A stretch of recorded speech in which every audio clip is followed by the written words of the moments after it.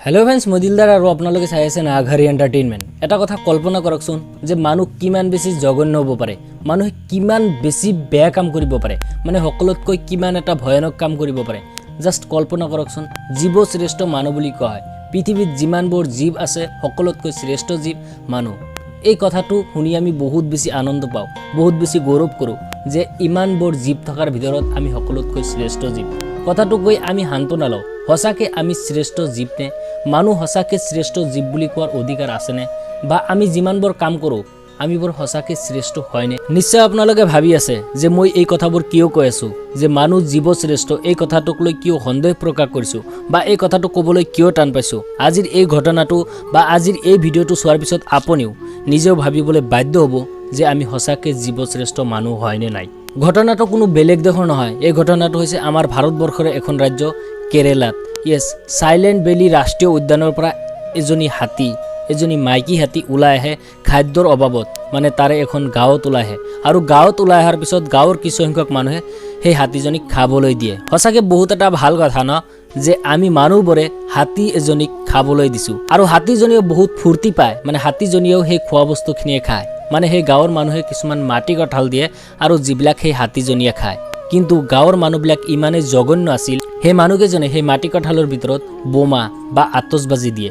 যেতিয়া হাতীয়ে সেই মাটি কঁঠালকেইটা মুখত ভৰাই লগে লগে সেই বোমাকেইটা বা সেই আতচবাজিকেইটা ফুটি যায়, লগে লগে হাতীজনীৰ মুখ একদম জ্বলি যায়, মানে পুৰি যায়। কিন্তু তেতিয়াও সেই হাতীজনীয়ে সেই মানুহকেইজনক আক্ৰমণ কৰা নাছিল।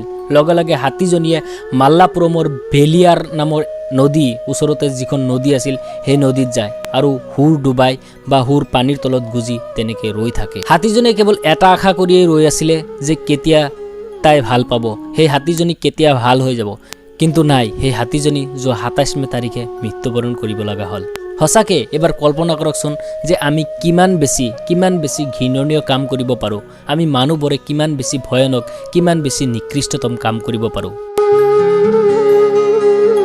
ডেভিড আব্ৰাহামে যেতিয়া এই হাতীজনীৰ মৰণোত্তৰ পৰীক্ষা কৰিছিল তাৰপিছত ডেভিড আব্ৰাহামে কান্দি দিছিল আৰু কথাখিনি এনেকুৱা ধৰণে কৈছিল যে মই আজিলৈকে প্ৰায় ২৫০টা এনেকুৱা ধৰণৰ পোষ্টমৰ্টম বা মৰণোত্তৰ পৰীক্ষা কৰিছোঁ, কিন্তু আজিলৈকে মোৰ অন্তৰাত্মা কেতিয়ালৈকে কঁপি উঠা নাছিল বা কেতিয়াও কঁপি উঠা নাছিল। কিন্তু এই হাতীজনীৰ মৰণোত্তৰ পৰীক্ষা কৰাৰ সময়ত মোৰ অন্তৰাত্মা কঁপি উঠিছিল।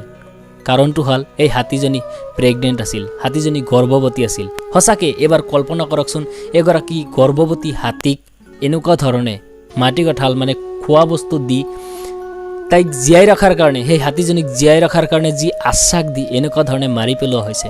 সঁচাকৈ এবাৰ কল্পনা কৰক যে আমি মানুহবোৰ সঁচাকৈ এনেকুৱা ধৰণে জীৱ শ্ৰেষ্ঠ বুলি এই বিশেষণটো লোৱাৰ অধিকাৰ আমাৰ সঁচাকৈ আছেনে? আমি সঁচাকৈ মানুহ হিচাপে বা জীৱ শ্ৰেষ্ঠ হিচাপে পৰিচয় দিয়াৰ কোনো ধৰণৰ অধিকাৰ নাই। আমি হেৰুৱাই পেলাইছোঁ, এনেকুৱা ধৰণৰ অধিকাৰ আমি হেৰুৱাই পেলাইছোঁ। ছ'চিয়েল মিডিয়াত কথাটো বহুত বেছি পৰিমাণে ভাইৰেল হৈছিলে, বহুতে ফেচবুকত, বহুতে হোৱাটছআপত এই কথাবোৰ বা এই ফটোবোৰ শ্বেয়াৰ কৰি আছিলে। এই ভিডিঅ'টোৰ জৰিয়তে সকলোবোৰ কথা বা সেই ফটোখনৰ বা এই ফটোবিলাকৰ ৰহস্য কি বা ঘটনাটো কি সকলোবোৰ কথা আপোনালোকক জনাবলৈ চেষ্টা কৰিলোঁ। আপোনালোকে ভিডিঅ'টো সকলোলৈ শ্বেয়াৰ কৰি দিয়ক, সকলোৱে চাব লাগে, সকলোৱে জানক যে আচল ঘটনাটো কি।